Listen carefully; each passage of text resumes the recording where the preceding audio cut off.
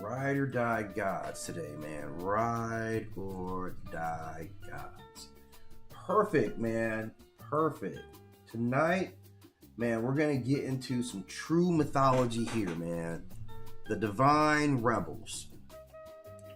Everybody should know about these divine rebels, man. These should be the main guys that we all know about, appreciate, and love, because these are the only guys really that are out there riding for us, purely just riding for us. Like ride or die, man. These are our ride or dies right here. Okay, let me turn this music down here so we can actually have this conversation, right? All right, thank you guys. I'm back in here, obviously, right? And man, it actually feels good. Like, man, I had like a mad stress day today, man. I've had like a ridiculously high stress day today, right? For no reason. You wouldn't think someone walking around with a Blade t-shirt on would really be having a lot of stress, right? Like, let's just be honest, right?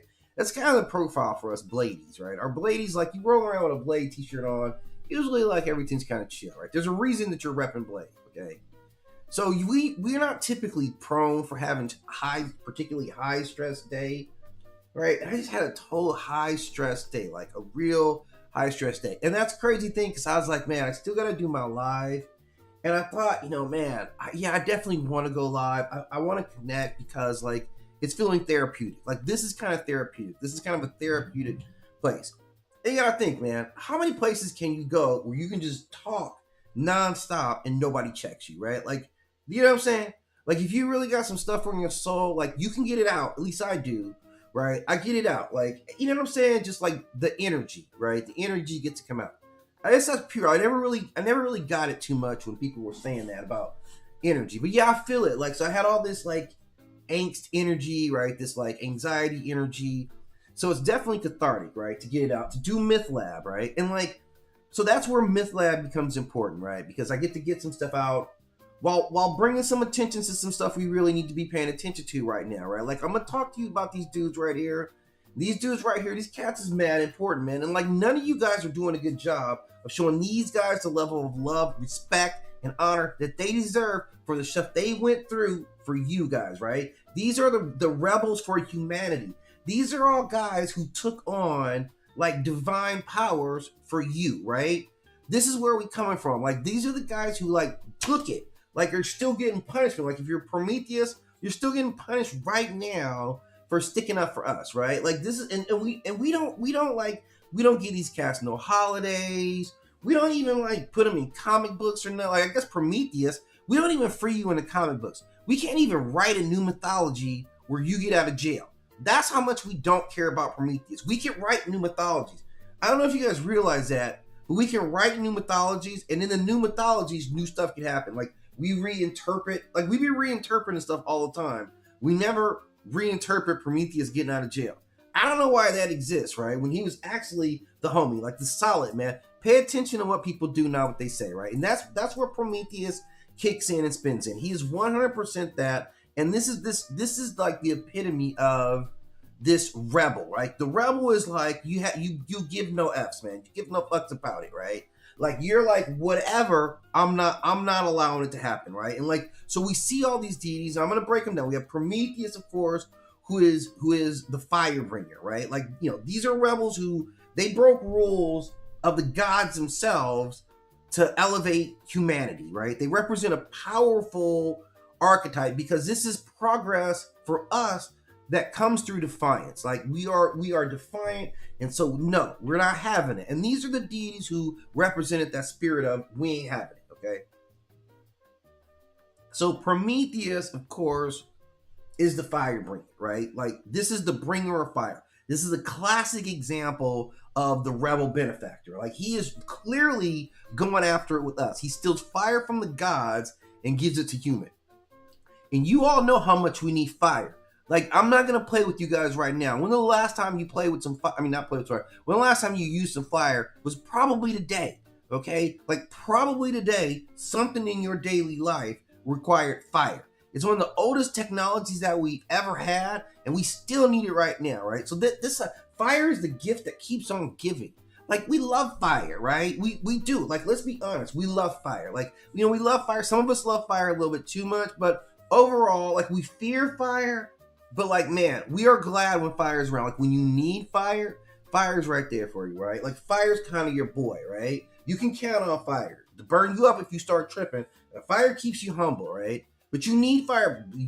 Everybody's gonna want to barbecue, right? We're gonna have our grills coming out come springtime.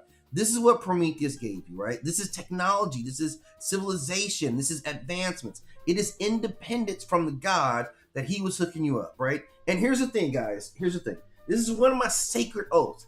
One of my sacred oaths on this channel is that sharing knowledge is the sincerest form of love, right? It's not about hotness or attractiveness. It's not about whether I can get something from you or anything like that. It's I'm putting you up on game, right? That's how they would say it, right? I'm sprinkling you, right? Tie my shoes up, man. Lace me up with knowledge. That's what this is all about. And that's who Prometheus was. He's about to lace us up with some knowledge.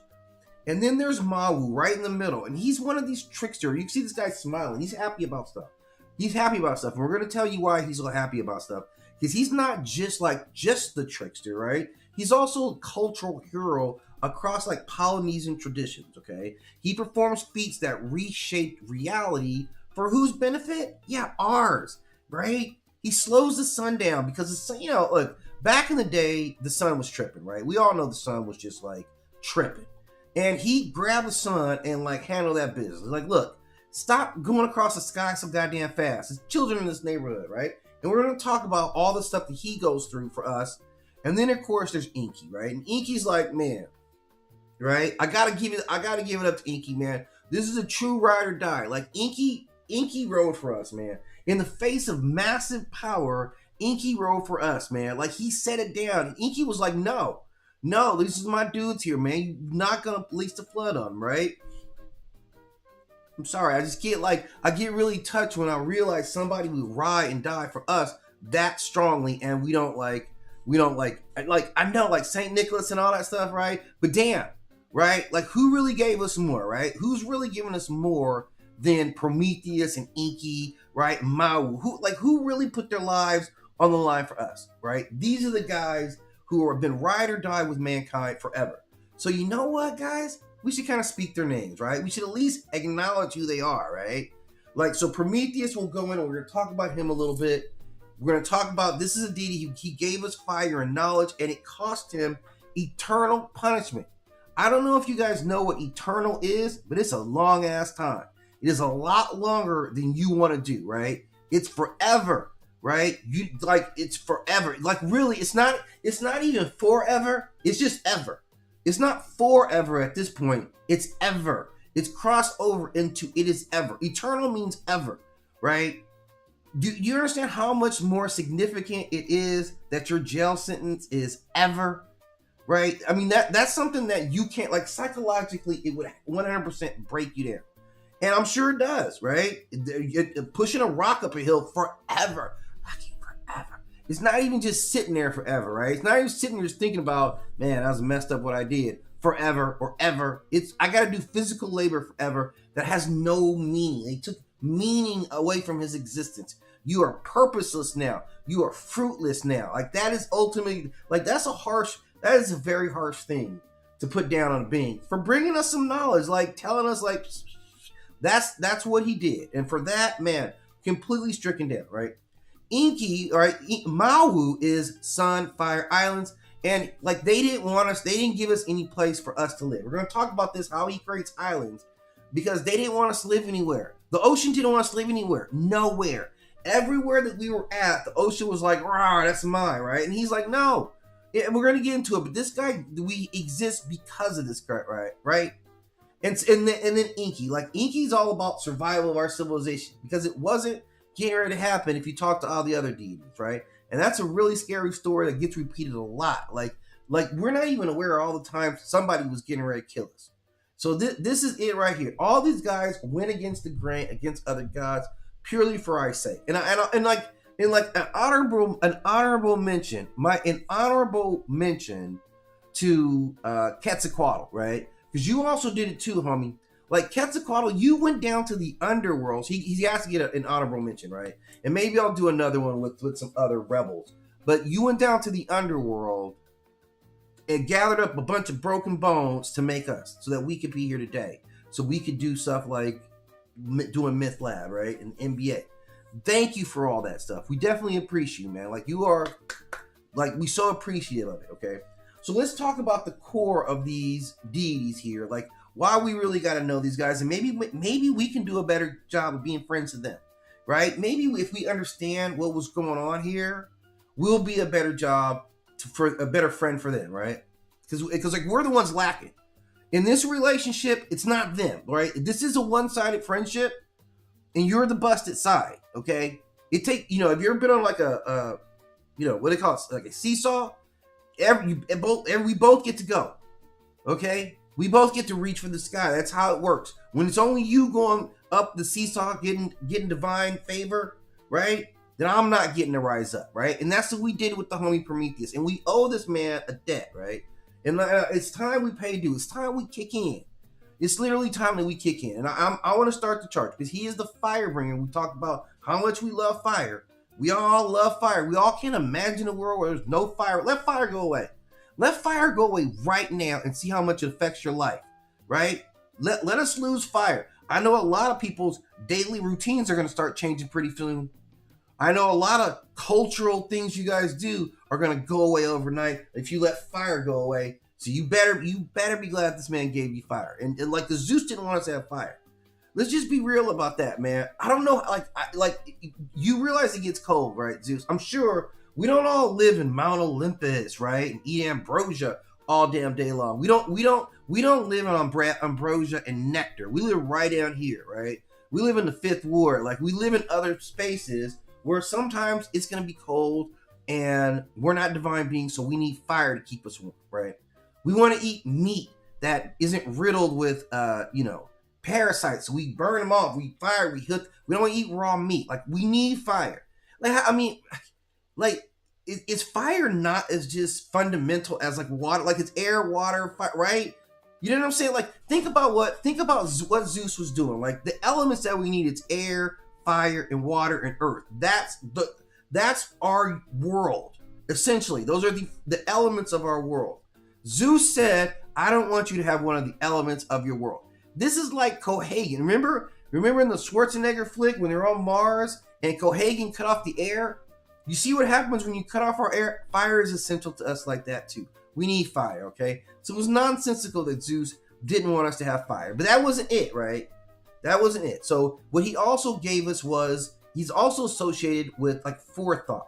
He's the one who thinks ahead. So what other gifts he gave us outside of the amazing gift of fire was forethought, civilization, technological awakening. He was very essential. His symbols are the fire, obviously, a torch, a chain, and an eagle. And it's messed up because I believe the eagle is because of the thing that's torturing him, right? Like, this is where he is, Mike. It's not friendly, right? So knowing who Prometheus is, like, to understand Prometheus, we got to know who Prometheus is. And Prometheus is a titan, right? Like I said, he is associated with foresight and cunning intelligence. Cunning, right? And the king. Unlike many titans who opposed the Olympians, Prometheus became a champion of humanity. He wasn't even against the system. He was just like, be cool. He shaped early civilization, and he was empowering the mortals. Like, he was down here helping us getting dirty. He was getting his hands dirty. Then, and the defining act is the theft of divine fire, which delivers to humans despite the prohibition of the gods. Like, they specifically didn't want us to have fire, which I'm like, man, that's jacked up, man. That's real, like, really, when we think about it, we still worshiping you guys don't want us to have fire. Basic stuff. I guess we should be lucky we got water, right? You should be lucky we got water and the air that we have right now, right? So I guess we're gonna shut up about it. At least I'm gonna shut up about it, right?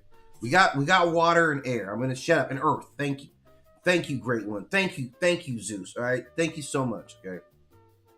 So Prometheus represents the civilization awakening. And it's always seen as forbidden knowledge, right? That's the whole thing. Ooh, it's forbidden knowledge. It is we don't want them to know nothing, right? Nada. Why that is, you can go figure that out for yourself. So as the provider of fire, He symbolizes technology and culture. He's a teacher of crafts, writing, medicine, and agriculture. This is a very well-rounded, Titan. He was a protector and advocate of human development. And in later tradition, they claim that he taught humans mathematics, architecture, navigation, medicine, and animal domestication. So these are fundamental elements of civilization that we get from this guy here. And keep in mind that not one of you guys has said thank you ever. Okay? I'm almost positive that nobody has said thank you to Prometheus. Period. I don't know. I'm gonna say right now, Prometheus, like, this is 9 at 9 World Chronicles, and I'm saying, you know what? Thank you, man. I appreciate you, man. I give you the highest and utmost appreciation for your sacrifices for us. Because here's the thing, I wouldn't have done it, right? I'm honest enough with myself and all of you guys to be like, yeah, I wouldn't. You guys would be fireless right now if it was up, like if I had to take the punishment he takes, and he used the gift of foresight. So it's kind of like, okay, so you knew that you had to have known what was going to happen to you, because you're you're the deity of foresight, and yet you still did it, which means you made a pure sacrifice, knowing that it was going to end bad for you. That's a real sacrifice, right? All these things that he delivered to us. So he represents, like, of course, the representation of fire is the spark of civilization. This is transforming humanity from dependent creatures into creative agents themselves. So Prometheus therefore functions as a catalyst of human autonomy, opposition to divine authoritarianism, and the patron of technological progress. So the gods did not want any of this. And we can understand why, because it weakens their control over us, right? Like, they're not going to get as much praise. I'm sorry we don't kiss your butt enough, Zeus. But even with Prometheus, he's recently been featured in what was the series, man? Like, the series, I think it's called Chaos. Let's see if I can find it here. It was a series, Jeff Goldblum and let's see. Yeah. This is Prometheus here, right? Okay, let me grab this pic for you here.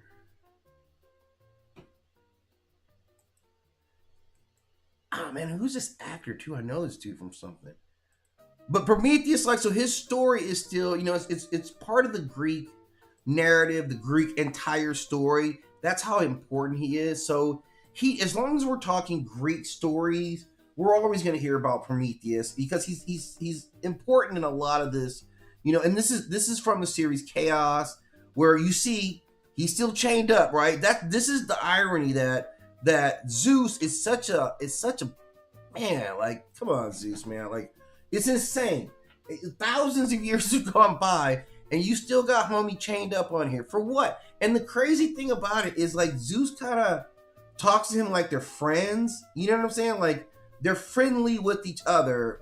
He comes, they have conversations, but he remains chained here. So when he says eternal, he literally means that. Like, there's an image where they're kind of like walking together. So he kind of gives them these moments where they kind of get to be at peace. But overall, like, his judgment is eternal. Zeus pulls him out in this series. Zeus pulls him out so that he can be useful, because he utilizes him. Okay, so you see in this scene here, so this is kind of us rewriting, right? This is how we reimagined the relationship. This is a modern telling. Jeff Goldblum is Zeus. This is Chaos, right? Jeff Goldblum plays Zeus, and of course he's walking with Prometheus. He releases him only for a short period of time, because he needs his wisdom. So because again, he's a deity associated, or a titan associated with foresight. So he pulls him out of here, because he's like, okay, I'm gonna let you off of this. I'll let you off of this, right? And I'm gonna give you a rope. We're gonna walk around the garden, because I need something from you. And as soon as this is over, you go right back to this. Like, immediately, like, not a couple of days or 6 months, you go immediately back to this. So that's how deep Zeus was in his punishment of Prometheus, right? Like, it is profound. It's a deep level of that's messed up, right? It's completely, I mean, I don't know. I feel like it's disproportional for the sin. That's all I'm kind of saying. Like for what he did, I personally would feel like it's not commiserate with what we did. But obviously, this was Zeus felt about it, and he felt like this should go on 100% forever. Like there's never a time that you need to stop being punished for what you did or what he did. Yeah, what he did. So if that's what we're going with, that kind of just puts in perspective of what Prometheus's role is in all this, right? Like we know this. Here's the thing. I'm afraid things are a little more complicated than that. They are more complicated because he does fundamentally change our relationship with the gods. Like the whole time, and this would be why. This would be why.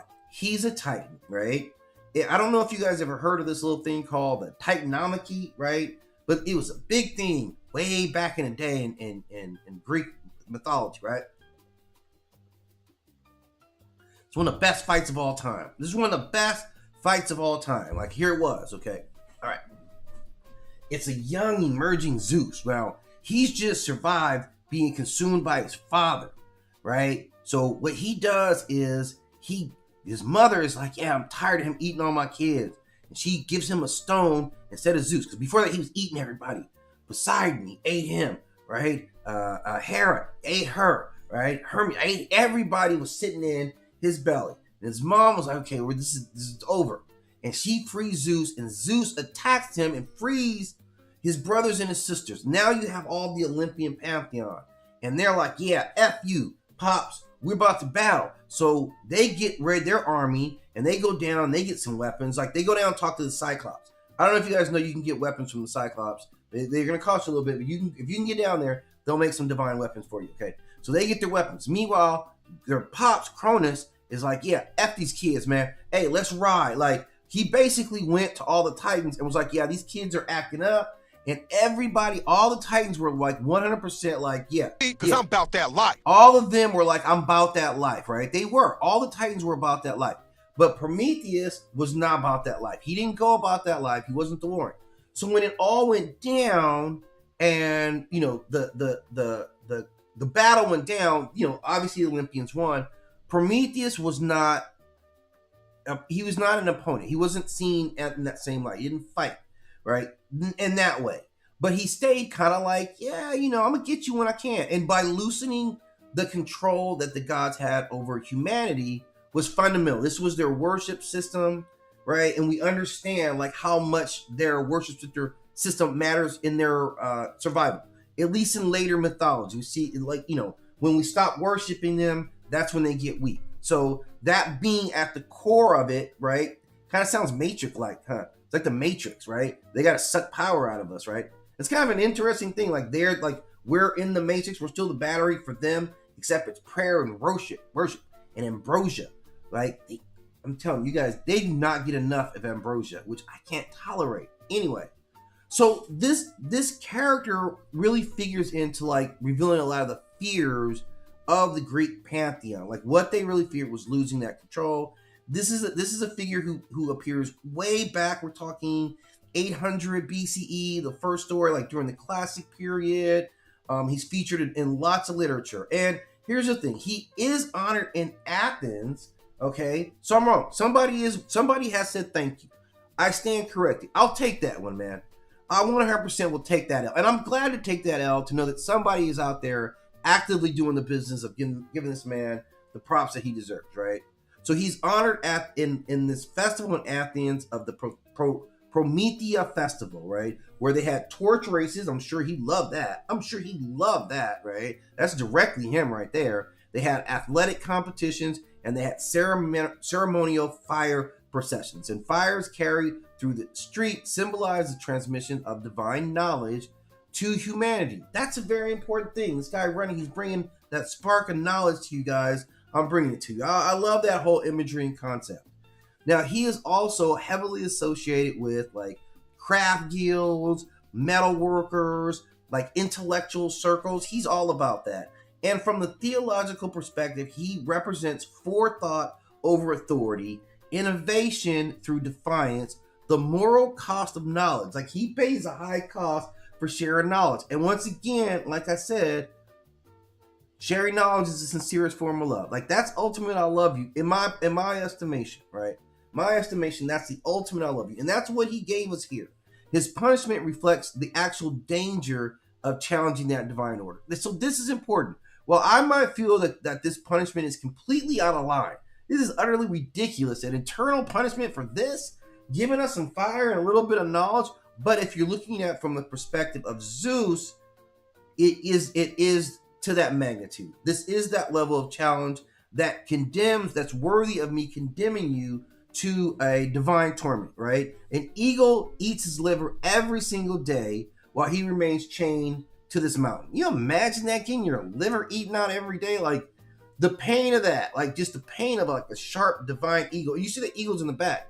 This eagle's like, every day he's like, yeah, all right. Imagine you don't have, I mean, that's kind of like, you're an eagle, you don't want to hunt. You know what I'm saying? Like, you're a divine eagle, you don't want to hunt, you're going to just come over here every day. You're going to do what Zeus says every single day, right? Whatever.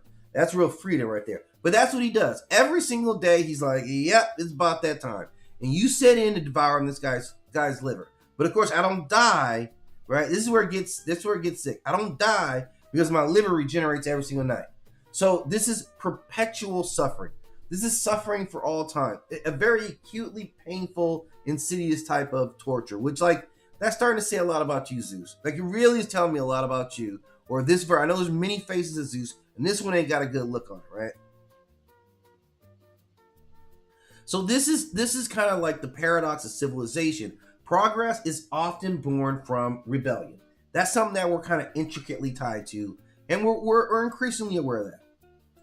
Now, in context of mythology, he is central to this Titan and Olympian power transition. Like, he is that.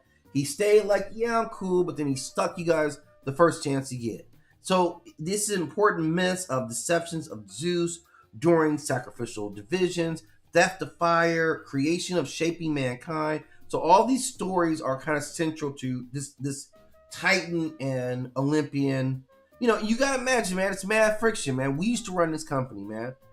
We used to run this company like imagine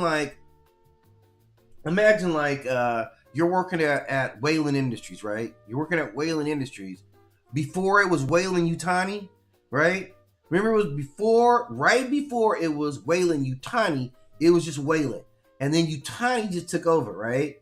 You know how you feel when Yutani took over. You know, they got all the good parking spaces and everything now. You guys all got relegated to like lower-end work when you guys used to run stuff. That's what it is when the Olympians took over. It's Titan Olympus now, or Olympus Titan, whatever. You're Wayland. You're the old ones. So yeah, you're salty about it, right? So they were resistant to all these things, and ironically, the way to get back at them was by aiding mankind, and that's what they did. Okay, so the next one who comes up is obviously Māui, right? And Māui is very, very important in like the Polynesian culture. He is the world shaper, and for a good reason. He is deemed this world shaper, right? His name basically means to lift up or to raise up. He exists in the domain of transformation of nature and human survival, because we weren't going to survive without him. This guy is central to just living. And we see his symbols. He's got that big fish hook. He's represented by the sun and also fire. And he's known for being this youthful hero type. Like, he's often associated with the ocean. And he is either this like demigod or a trickster. He's found throughout Polynesian mythology, including traditions from Hawaii to New Zealand, Tahiti, and Samoa. He is not a distant god, but he is a cultural hero who existed and had a relationship with the people. He reshapes the world so that humans can actually survive and thrive. He's central in this. All this stuff was going on, but the world was like I said, the ocean wasn't having it, man. The ocean was like mine, right? And so we couldn't get a place. And then on top of all that, the sun was too damn fast. I don't know if you guys remember when the sun used to be too damn fast. You guys probably don't. You guys are young, but I remember a time, like back in the day, the sun was a whole lot faster. Like that to move across the sky, like the sun didn't always, we couldn't tell time because the sun would come whenever. We couldn't be like, oh, the sun's up. It's it's 6:43. We couldn't do that back in the day because the sun would just come up whenever the hell it wanted to, and sometimes it would just go right across the sky as fast as possible. Right? Like I got to do this, but here you got some sunlight. I don't have a lot of time. Here you guys go. All right, I'll see you guys tomorrow. And he was in and out like that, right? And we were like getting pissed because we can't grow anything, right? We can't grow crops when you're shining for 25 minutes and then you're gone. And then you're not here on Thursday and you shine twice as hard on Friday to make up for it. Like that's not actually making up for it, that you shine twice as hard on Friday, but then you don't come to work on Thursday, right? That doesn't balance itself out. And that's not even factoring all the days that you like left early. Like this guy would leave early. We get like that much time and it's like it's dark. Kids can't grow that. Like the children were affected by it because we need sunlight, right? And so he took this hook, right, and his and some rope. He took some rope, we bound it together, and he hooked the sun, pulled the sun back, right, and he's like, look, you better quit tripping, man. You need to give us a full. You hitting these corners too goddamn hard, okay? You need to slow this down, right? And he did it. The sun finally said, you know what? All right, you're right.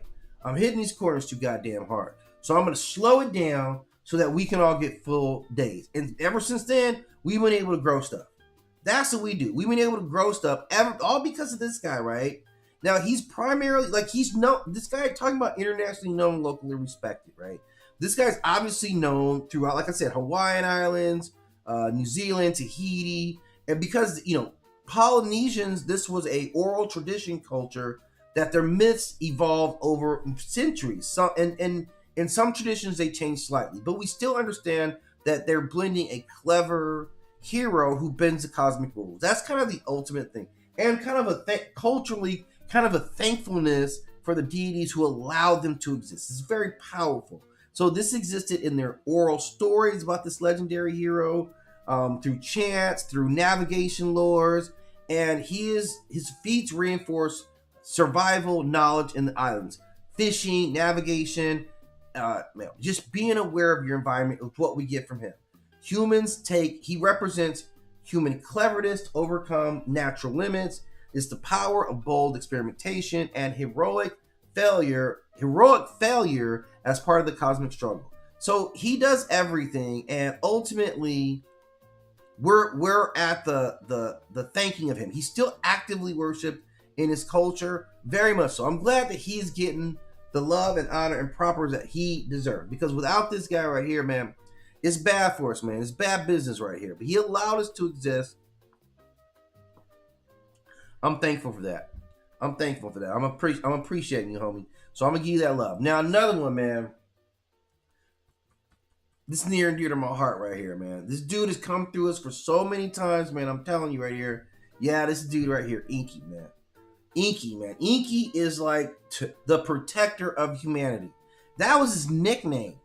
If your nickname, you don't get a nickname like the protector of humanity. Like, like my nickname is the Desolate One, right? Like I earned the name, the Desolate One, right? I earned that by being, like you earn a name like this by being the protector of humanity, right? The root of his name, Enki, means Lord of Earth, right? He is associated with wisdom, fresh water, and civilization. All things essential for us to live. His symbol is flowing water that streams from a container, right? He's the bearded god with rivers that flow from his shoulders oftentimes. He governs wisdom, magic, and life-giving waters of Earth. That's everything we need. Unlike many other high gods, he consistently acts as our protector. At every single turn, he is consistently there to protect us and values us. And that's not that common. Okay? The idea that all the gods like this is just vastly like overstated, because it ain't true. A lot of these gods ain't really like us all that much. Just being honest, they didn't necessarily all be like, yeah, mankind. That's not humanity. Like a lot of them were like, if they don't shut up, if they don't zip it, if they say something else today, I'm turning on this faucet, we're drowning them out. That's a lot of what was going on there. And Enki consistently was like, no, we're not having it. So for those reasons, he is considered one of our best guardians, like in mythologies. He is not only that, but he is guardian of civilization as well as knowledge. His powers include mastery over magic and wisdom. He is the custodial of the Mat, which is the divine laws of civilization itself. He is control of fresh water sources, which is Abzu as it's pertained. And his overall order represents the building blocks. His knowledge set, right, the May, represents kingship, music, craftsmanship, writing, and social order itself. So he distributes powers to humanity, enabling an organized society. That's how central he is to us, right? He's like our supervisor. He's like our caseworker, right? Yeah, he's our caseworker. That's what he is. This is our divine caseworker. Thank you so much, Enki, for always believing in us, right? We know we're messing up in the beginning, but you gave us a second chance. And with support like you, hey, look, we changed our life around down here. We did, man. We know we were into some nonsense, but because you believed in us, we changed our life around, man. I'm a different person now. We're all different people now. We're different civilization now, man. We're not the same civilization back in the day, right? We changed. We grew up because of you. And I'm glad that you allowed us to do that. And he's always been very instrumental. And obviously this is Mesopotamian culture and literature. So, way back, again, this is one of the earliest civilizations. So he's going back like 2900 BCE. So let's call it 3,000. So we're at like 5,000 years that we've been talking about Enki. He's always prevalent in mythology stories and studies like all the time. He's part of Akkadian and Babylonian periods. He became Ea in Akkadian traditions. He is considered to be Eridu, of course, where this mythology was originated. It's said to be one of the oldest cities in the world.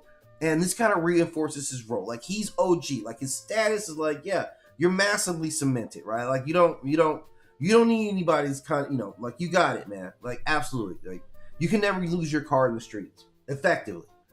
And he was worshipped at the temple of Ezeb. Like, let's see if we can do. There's a temple. Yeah, actually, we should check this out, man. We should actually look at this imagery. Like this was his house, man. When they're like, whose house runs house? This is his house. This is his house. Let's see if we can get a good image. This is at Eridu. This is one of the oldest. Oh, there's some good. Okay, this is a good rendition. Obviously, this isn't it, but this is what it will. And this is a massive structure. Okay, you're like, shut up and show it already. Somebody told me that. Like, shut up. Show more pictures. And I'm like, I am. Okay, this is what it looks like. This is what his house. You can see all these people out here, and they're worshiping. They're all coming to give him his love and respect and honor because he deserved it. Like, I'm absolutely glad. They had rituals that went down here. There were water purification ceremonies. That was important for him. There were magical incantations that were going down here all the time. What else did they have? This was all about protection from chaos. So everything that we needed, this was going down. This was a major place of absolute worship going down at Enki's house, right? So theologically, he represents compassion with this divine authority. He wasn't being a jerk about it. He had wisdom. He had healing. This is really where he was. He was about wisdom was a stabilizing force of existence. That's essentially who he was. In the mythic context, he was the most high of the god. He decides, Enlil, this is when it got hot, right? Like, Enlil was basically like, yeah, I ain't having it no more. It got hot, right? Like Enlil basically was like, because we're making so much noise down here that we should just wipe them all out, right? This is what he says. Now, all of us here know that. That's just absolutely... It's outrageous, egregious, preposterous. Outrageous, egregious, and preposterous. This is my man Jackie Childs here. Jackie Childs is a lawyer, right? He said outrageous, outlandish, right? All that stuff, right? I can't forget. I already forgot what Jackie just said, right? Let's hear it again. Jackie said this was... It's outrageous, egregious, preposterous. There we go. Outrageous, egregious, preposterous. That's what Enlil wanted to do with us. Because we were too loud, he said, let's wipe out all mankind. Fortunately for us, Enki was like, no. And he actually, I believe in the mythology, he goes about like, yeah, he warns mankind. I think this might be, yeah, this is actually, this is a great story here, right? I'm telling you guys, man, I'm cooking, right? I'm cooking. I'm the chef Curry of like mythological breakdown, right? Like absolutely, right? So this story here gets even deeper. Like as we go down in the rabbit hole, as we go deeper into the rabbit hole, we have to hear all these stories, right? And this is a guy, I think, I'm gonna try to get his name right. This is a tough one, right? And a Pishnim, right? This is the guy. I'm gonna bring his image up here so you can see this, because this is a really old story, and it's important to know. We need to look at the story and realize what we're seeing here, because what happens is, oh man, I'm trying to get my mics in the way here. Okay, there you go. Pitnam. I know I'm not saying this name right, but he's basically like, Enki comes down and warns him that, hey, they're about to unleash the flood. Hey, shit, don't tell anybody. They're about to unleash the flood on the entire world. What? About to unleash a flood on the entire world. You need to build a boat. You tell everybody you can. Like keep it on hush. Don't let them know. Don't let them know I told you this, fool. Okay? But he warned us that they were about to send a flood down here. So Pishnim was able to build a boat to survive this flood, right? And this story goes way back. This is like the Epic of Gilgamesh. So this is way back. And this is a central story that ensures the continuity of humanity. This is important. Obviously, the fact that it is extremely similar to another story with my man Noah, right? Noah from the biblical account kind of has a very similar story that happened a whole lot later. Like this one happened first. If anybody's ripping anybody off, like timeline wise, oldest civilization in the world is telling this story. The other story comes later. Just happens to sound really similar, right? Pitnam. That's the story. Enki and Pitnam, and he builds a craft. So this is very important, and this is why mankind gets to continue. Okay, so we've got that there. So he kind of interferes, and I think there's a couple other times that he interferes and stops, like he stops some of the machinations of like jacking us up, right? So each one of these guys, like Enki reflects this Mesopotamian emphasis on knowledge, engineering, and irrigation system.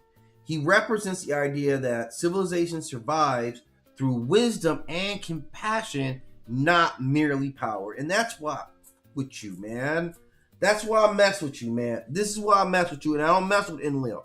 I do not mess with Enlil, man. But Enki right here, yeah, I mess with this dude right here, man. Absolutely. Like, this is a straight up solid guy. I'm sure that someone's gonna do some type of offering to him. You know, I don't know. Like you saw, we went over like you could offer him some water, cleansing water ritual. If you do some water purification rituals, you know, just holler his name out, man. Say my name, right? Like, give me some love. Speak my name. Give me some peace. Like, spread my fame. That's what I want. That's what all these go want. And he's deserving. All three of these gentlemen deserve our very sincerest praise, appreciation, and adoration for the things that they've done for us. So, once again, it's been absolutely a delight to kind of break this stuff down for you guys.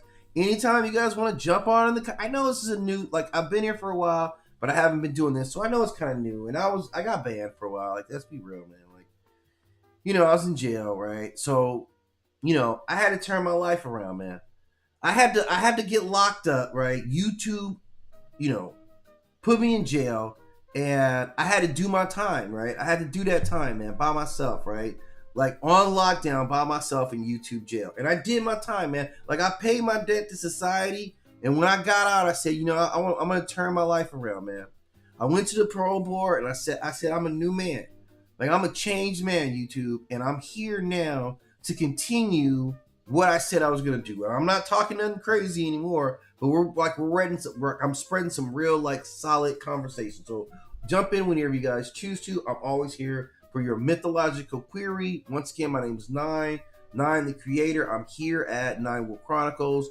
You can check me out. I'm going to cut these up, and these will be available on our station, on the channel. But, you know, if you have some thoughts, some ideas you want to send over, please do so in the comment section. Otherwise, I look forward to seeing you guys tomorrow when I'm back with another MythLab. But I will have some mythology stories running for you guys this evening.